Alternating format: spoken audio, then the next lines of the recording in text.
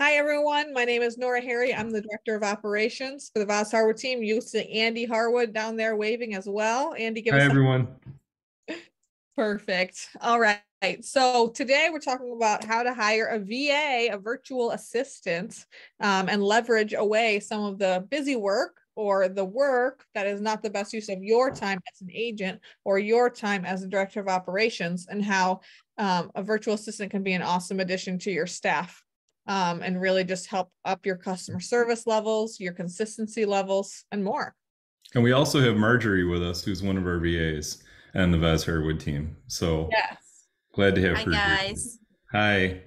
Hi, Marjorie. Well, Marjorie can give us a good firsthand experience too from the other side of things as well. If anyone has questions on that. Sounds good. So this is the Vaz+Harwood Academy class. We give these classes a few a month just to keep you guys up to date on the pulse. Agents, keep giving agents knowledge. We want to have the most informed and successful agents, and by extension, why not offer that to other agents, whether they're on our team or solo in another state, or future agents dreaming of getting their license. For sure. All right, a little bit about us. Why are we qualified to talk about this? Well, that's the perennial question, right? But we have 4 VAs on the Vaz+Harwood team that we've had for the past 2 years. And we have tried hiring via a service, and we've hired directly. So we can kind of give you a little bit of information on both sides of those, because those are both good options depending on what you need, what you're looking for, and who you are as an individual or as a team. Andy, Marjorie, anything to add on that topic? Well, I would just add that we've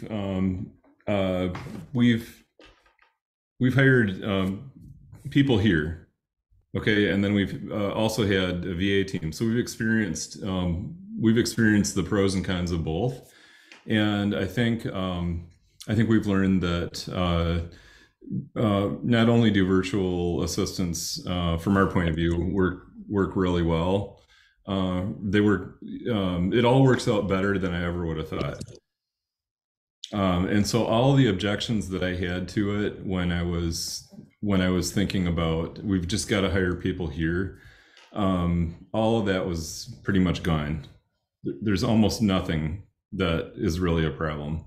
It's just if you need something physically done here, then obviously you need somebody here to run things to places or do things that have to be done, write cards and mail them or whatever. But otherwise, everything that I thought might be an issue was totally not. And so we're so happy with our VA team, and I would just love to. I hope this video finds its way to anybody who may be thinking about doing it, because I hope I can encourage you to do that. I'll also add that, you know, what Andy said about a few things needing to be done in person, writing cards, doing deliveries, those things can even be made much more efficient too by utilizing a VA, having them coordinate all of that so that you can make less trips, so that you can be more efficient with your time. Overall, there's all the reasons to hire a VA and none to not. Yeah, absolutely. All right, so as an agent, whether you're solo or you're working with maybe a TC coordinator, these are kind of all the things that are on your plate, right? Lead gen, showing homes. I don't need to read this whole list. You can kind of see it for yourself. It's a lot, especially once you get to the ... depending on what you decide to offer yourself, if you kind of specialize your services in any way. If you hire a personal assistant, that takes a lot off your plate. But that personal assistant can be a VA. So what can they take care of? Pretty much all of it. There's a few things that you as an agent should continue to do from a fiduciary duty standpoint.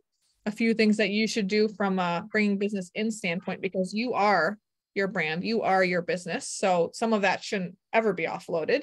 But as you can see, you can get a lot of leverage to free you up to do a lot of time to focus on right things versus the have to happen things.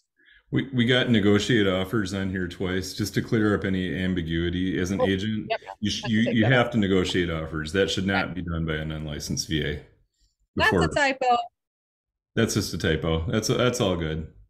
Also, I So we're just add, and maybe we'll talk more about this too, but writing offers, when we say VAs can write offers, it's not in a sense of them picking the terms, it's just mechanically putting it together for you. yes, Helping with the paperwork, pretty words much. that you decide and have discussed with the client into blanks on forms. For sure. Yes. But 100%, Nora, so agents have all these things that we try to do, and we think we have to do them all, but actually there's only a few things that we really should be doing. I'm only putting should in quotes because should in the sense of what are the things that really make you money and drive your business forward. The rest, you should be figuring out how to leverage it. And so one question you need to ask yourself is your business at a point where it makes sense to bring in a VA?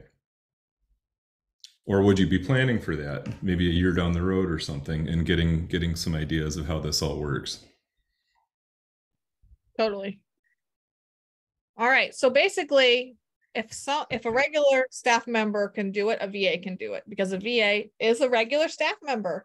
They're part of your team and they are fully capable of doing anything that you would have somebody do here, except for the like driving around to Yeah. drop off a lockbox.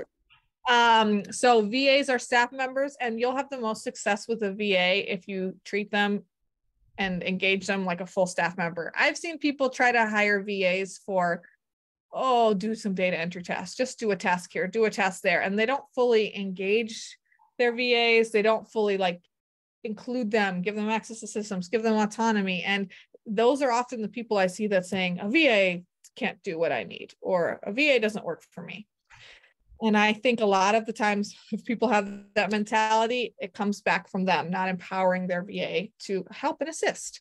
So all staff, whether they're virtual or in person, need the right training and the right tools to succeed.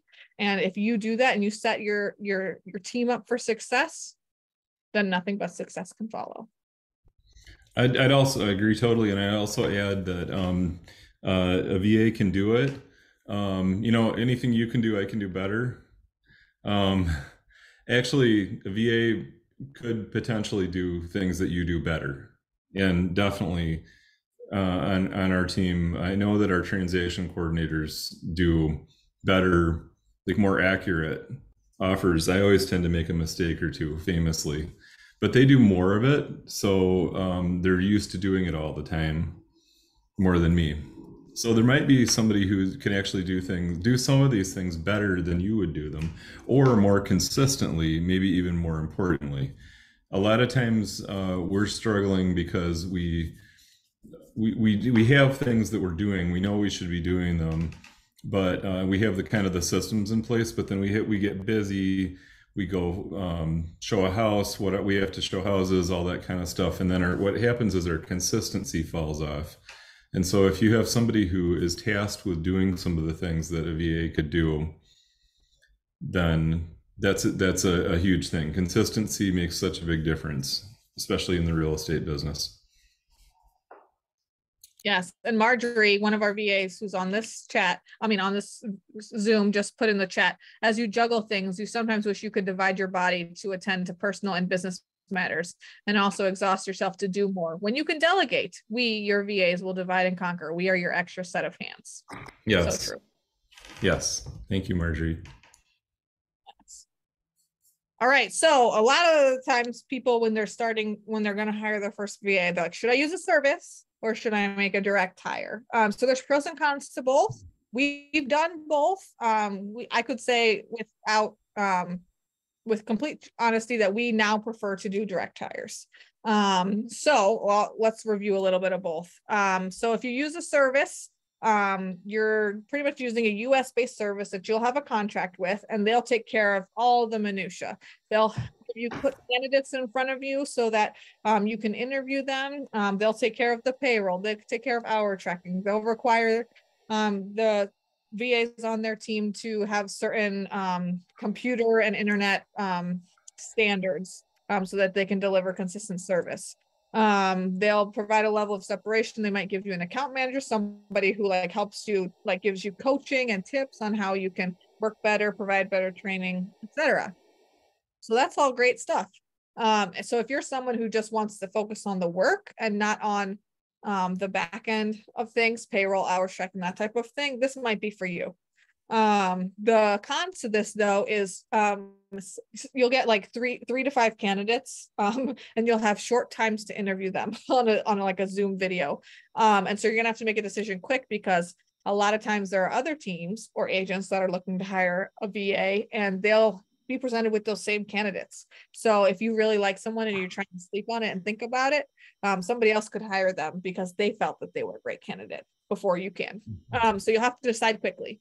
And with using a service, it's a little bit higher hourly cost because a good chunk of that goes to the service. So not all the money that you're paying for your VA would go to your VA. However, I'd say most of it does. The larger chunk is going to go to the service rather than the VA. Yeah. And a lot of times too, you'll have a contract that you have to agree to for a certain period of time too. So a lot of times if you're like, oh, my VA is not working out, well, what they'll do is they will help you find another VA to see if there may be a better fit for you. You kind of won't have any like lull in service, but you might have to train a few people if you're not training well up front.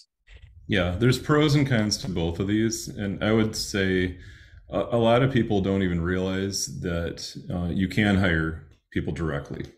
Yes. And the companies will try to tell you that's risky and it's a bad idea. They'll try to sell you on all this kind of stuff. And I quite frankly, now a couple years into this, I find that in retrospect to be all complete nonsense, just being totally honest. Agreed. Maybe it depends on what you're doing too. I don't know. But for our business, no issues.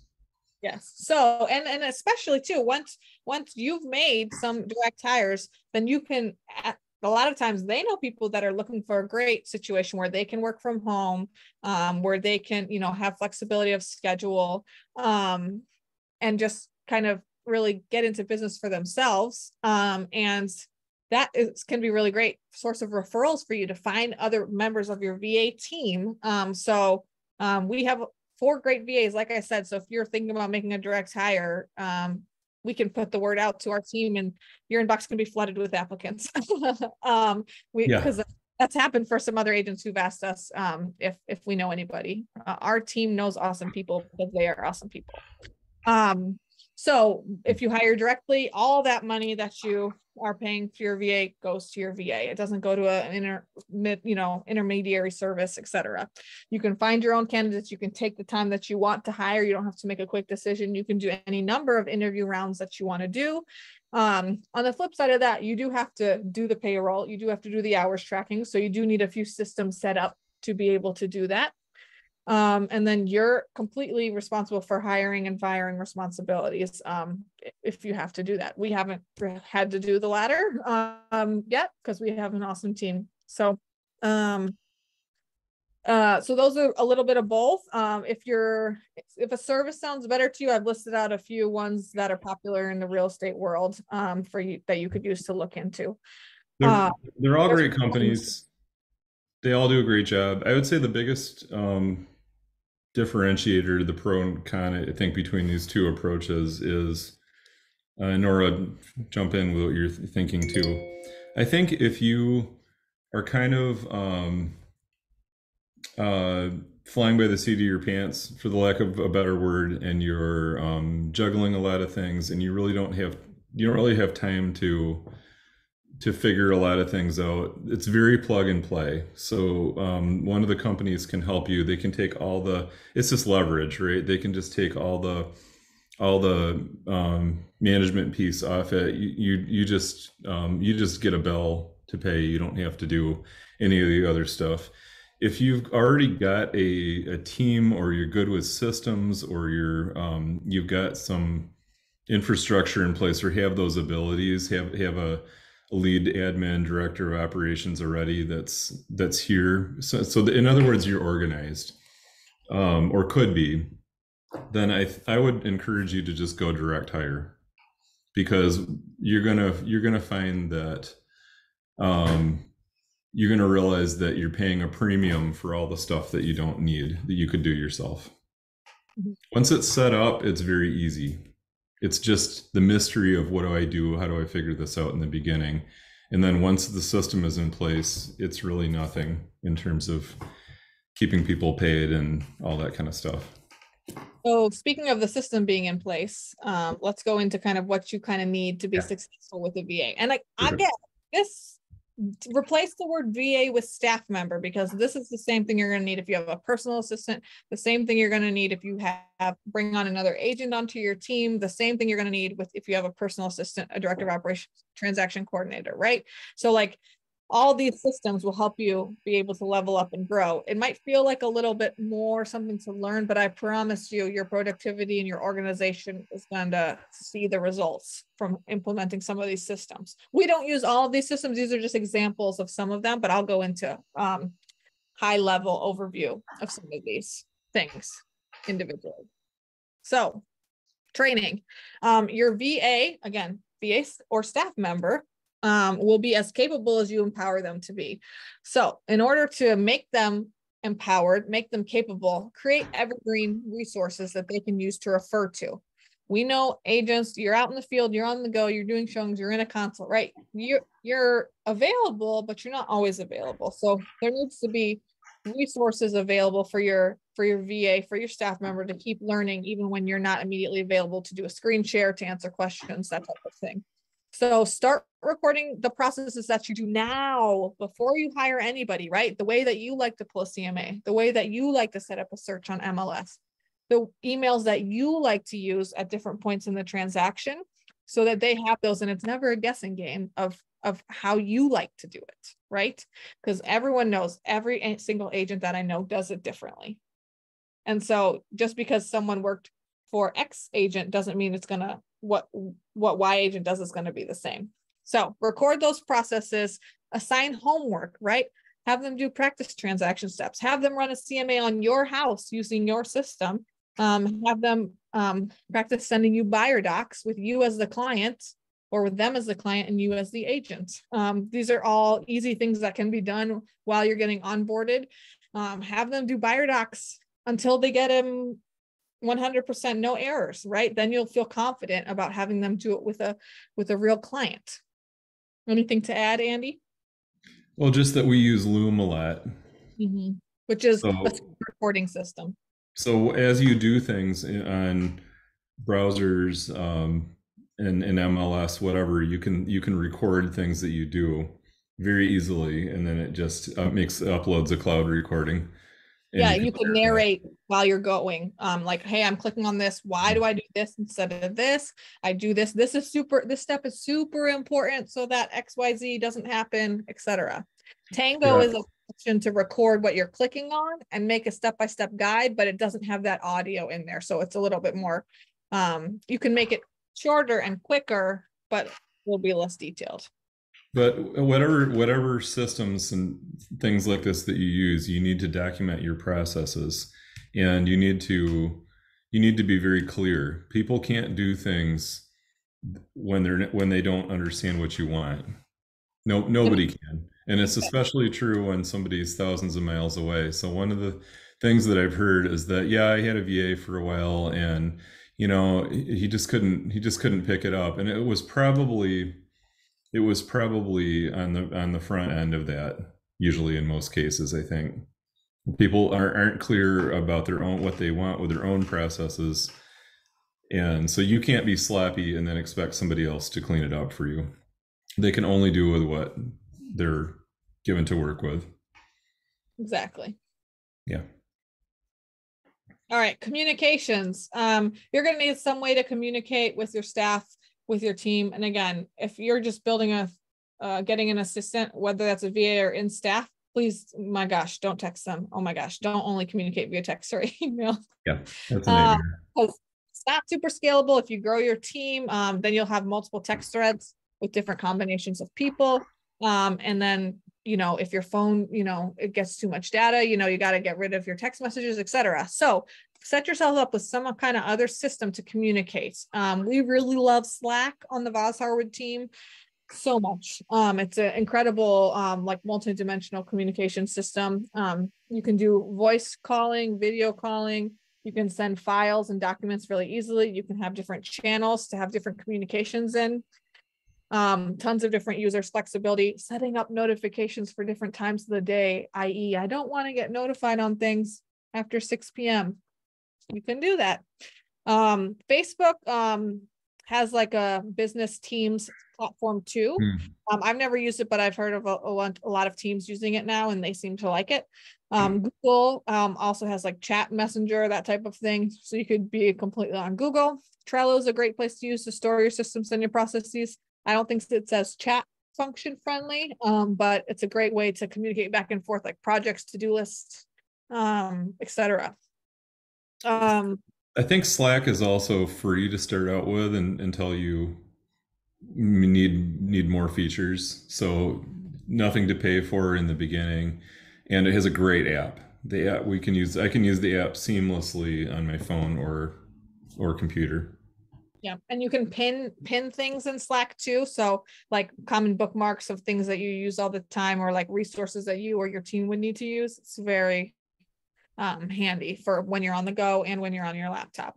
When you're getting started, a lot of the services will have your VA send a start of day or end of day updates as they're getting started. So you kind of know what they worked on and how much they were able to accomplish. If you do a direct hire, there's no reason not to do that same system. So you feel confident about what they're accomplishing and what they're starting to get mastery around. There's another reason for that, and I don't want to get ahead of you, Nora, if you're going to talk more about this, but you want to start functioning like a team. So the people on your team, it doesn't matter where they are in the world, they need to communicate every day. You don't want to hire somebody and then you're not doing daily check-ins and updates. So Agreed. That's going to make them feel like they're engaged and they're hearing from you. And that's a good, I like what you put in here about being available and screen sharing. You're going to have to make yourself available. Yes. And again, if you're like, well, I have to write an offer, I don't have time right now for you.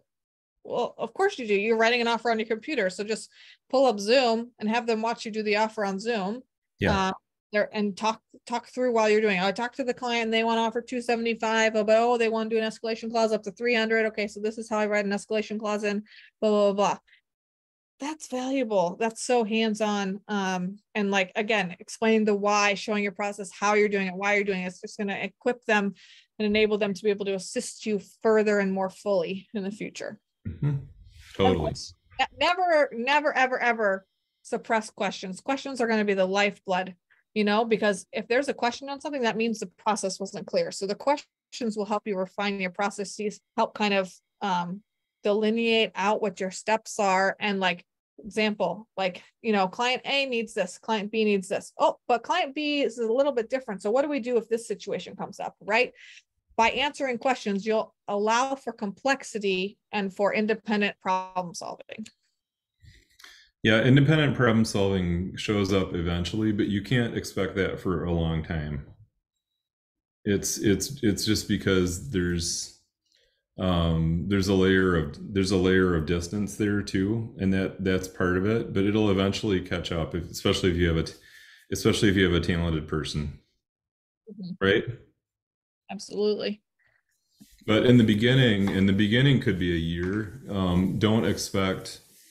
And I'd kind of say this for most employees, regardless of location, but don't expect your VA to, go figure it out and come to me with a solution. That takes time, and it takes a lot of training for people to be. On that subject, it takes 3 years to become a master of anything. Yeah. I've been in this role for 4 years. So according to that, I've just achieved mastery. And I would say, okay, yeah. And we know in real estate, everything's different all the time, right? Yeah. So don't expect, you could be up and running on basic things within a month or two, right? But like basic scaffold, right? Start with the small steps, master it, add a new step, master it, add a new step, right? So don't give them everything as they fix my life, right? Small mastery, keep offloading things as more is grasped. Yeah, another thing I've heard occasionally is Yeah, I hired a VA, but I just had to tell him what to do all the time. Well, right, that's how it works. You're going to have to for a long time, months. And that's just part of it. That's part of training. That's part of training in any employee. Some Yeah, people the only cut out for that or don't understand the timeline too. Yeah, and I would say the only way you can shorten that timeline is if you start recording your processes now, and you have Yeah, a very robust system that you've recorded. But hmm most people don't have that and won't have that, and correct. the VA will help achieve that. The other way you could shorten that is you could hire somebody who has experience already. And again, they'd have to learn your systems now. But people like that are harder to find, and they're also going to charge more. Correct. Speaking of charging, hours and pay. Um, so there are a variety of different ways to do it. If you use a service, again, they take care of all of this for you. So I'll just briefly touch on this for those that are interested in doing a direct hire. You could use a system like Clockify, Active Track, etc., even an Excel spreadsheet or Google Sheet, honestly, to track like the start hours and the end hours for the day. I like Clockify because you can track how much time you're spending on certain projects, which is pretty great. And then you can have your VA send you a report of their hours so that you can run payroll. Hmm. Um, Payroll with a VA, you're sending money overseas, right? So a direct wire from your bank may or may not always work. So a secure system like PayPal or generous secure system like PayPal, Remitly, or Wise, which is TransferWise, those generally work pretty well, and they're set up for that. So you will have to do some kind of personal identification verification because you're sending funds overseas, but that's just on your end. So you'll just need to get bank information from your VA. You can get it set up, it'll save in there, and then you can just be set up to pay them every 2 weeks, every month, etc. Yeah, and which service might depend on where they are too. Correct. Some work Correct. better than others. So we use Remitly because our VAs are generally in Philippines, Mhm. and that that system works really well there. For some reason, it works better than PayPal. I don't know why, but Less we've had fees. we've had very few problems. In fact, I would say the only problem that we've had, and I don't consider it a problem, is just the security is so tight that sometimes it's really fussy getting the banking set up. But once you're all set up, you should be pretty good to go. Agreed. Mhm. All right, passwords and files. So you could completely just put it on a Google Sheet, right, and put it all together. We all know that that's not necessarily recommended by pretty much Yeah. anybody. So there are password keeper systems out there that work pretty well. LastPass is probably the best one I've come across, and I know that most teams use it. So it allows you to be the master password holder and to share it with different team members that you have. It's again a little finicky to set up, but just be patient with it because it'll be worth it in the end, because then all they have to do is click the little LastPass button. It'll copy and paste the login information into all the systems that you use, and it'll work pretty seamlessly. Files, if you're someone who constantly is like, I'm in my personal email, I'm in my work email, you're going to have to figure that out and just solidify it all into a work email, a work drive, right? So it shouldn't be like, I have this file in my drive, I have this file in my drive under the different accounts. You need to have one central location. I recommend a drive or a .loop account under your name, as you're the team owner, you're the agent, etc. And then you share the necessary files, larger holding place files, to your admin. So for example, on the Vaz+Harwood team, we have several files in our Google Drive, right? Business, listings, buyers, marketing, and then like financial, okay? Everything except financial is shared with our VA team. So then within that main file structure is all of our buyer folders, all of our listing folders, all of our marketing logos, etc. Like documents that they would need to access. So everything that they do comes into and goes out of the main Google Drive so that everyone can access it at any time. Anything to add on that, Andy?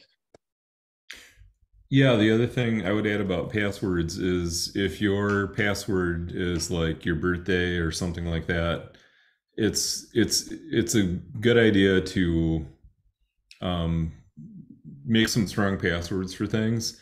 And if there is something that once in a while we have something that LastPass just doesn't work well for, and then it's good just to have a password or two that we can use, that we can just share with the VAs for our systems. And it's not, and none of this is necessary because we don't trust the people on our team. It's just because when you're sending things around the world, whatever, and anywhere, it doesn't matter. Even just around here, and it's not just you and your eyes on it.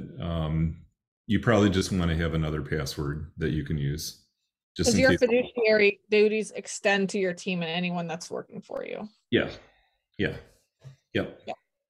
So just have a password. You could just have another password for some things that's shareable, and you can change once in a while too. Keep things secure. Yeah. And then systems and tech. So system requirements and internet requirements. So these are things that if you use a service, they'll require the VA to have on their end, like a computer with X kind of processing power and X speed per minute type of internet. I'm not techie, so I don't know the technical terms for those, but you know what I'm saying. So you know, if you make an offer letter and you're doing a direct hire, you could put something in there like that. Make sure that they have a backup internet or place that they can go in case the weather is bad or something. But you know, use common sense. Our VAs, you know, are in the Philippines. So sometimes there's like typhoon, heavy rain, right? So like we're flexible and we're you know, we're not expecting them to like go to like their aunt's house to set up like in dangerous weather, right? We want them to stay safe. We care about them as people. We know that the work can wait, or we can take on some of the work here on our end if need be, right? But sometimes it's just like, oh, the internet's out because, you know, a pole fell down. Then in that case, if they want to relocate, right? Yeah. So think about that kind of thing as you're hiring. A few other things that I recommend that we've learned is a VPN. That seems kind of complicated, but most systems are going to work fine regardless of where you're accessing them from. But like some things, if you want them to look up like property tax data to prepare a listing packet for you, or like look up TISH information on the city of Minneapolis. City of Minneapolis doesn't like people from the Philippines accessing it for some reason. So we got a VPN for our team so that they can access stuff that are a little bit more restrictive. None of that is, VPNs are not, I didn't know any of this. VPNs are not any big deal. It's a few bucks a month. Mhm. Software service. Yep. If you want them involved in your phone system, like answering texts, that kind of thing, just make sure you got something that works for everybody, not just your cell phone number, right? So you can do that via a Google number. We like to use Grasshopper here on the Vaz+Harwood team. Your database might assign you a phone number that could be used too. Yeah, So your CRM might have a phone. As you put your CRM, your VAs in the CRM, they might get a number that they can use internationally. yep. When it comes to MLS, you can add an unlicensed administrative assistant to your team. So you can, there's just a little form for that. It's like 25 bucks a year or something like that. So you should add them, fill out that form to get their own MLS login because they shouldn't be using yours.